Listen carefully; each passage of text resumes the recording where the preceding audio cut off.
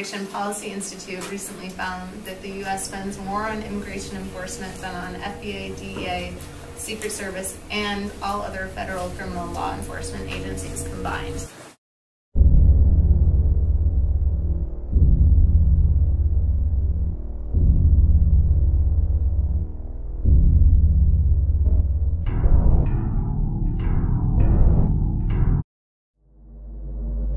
ICE stands for Immigration and Customs Enforcement.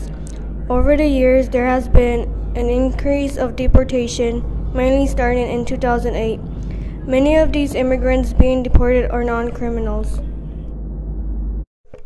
The 14th Amendment states, "Nor shall any state deprive any person of life, liberty, or property without due process of law." Due process is the right to a fair trial. In the case of Rodriguez v. Hayes, Alejandro Rodriguez was locked up by ICE for over 3 years without a bond hearing.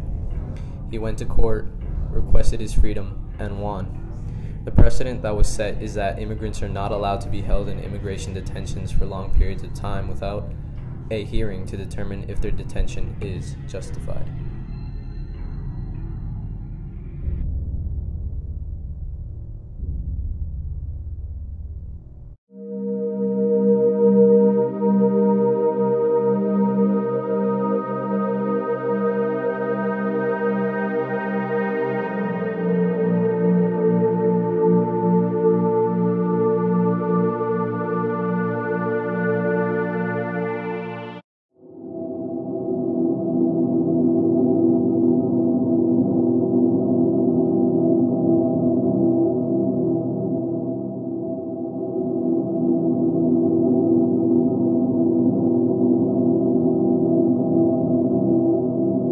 And then in 1996, when these laws passed, it changed that to say that anybody who ever had any kind of criminal conviction in their past was eligible to be put in detention and also could not receive any kind of bond hearing or any kind of appearance before the judge to challenge that detention.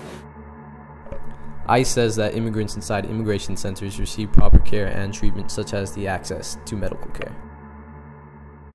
There's something called the Performance-Based National Detention Standards, and these are ICE's own standards of what rights people should have in detention. But they're really they mean nothing because they're not legally enforceable. So they say people should have the right to medical care, people should have the right to visitation, reasonable access to phone calls. All of the things that people don't have in detention it's stated that they should have them through these national standards, but because they're not legally enforceable, they carry no weight. Immigration detention centers continue their appalling practices in detention centers across the nation. Detained immigrant population only increases.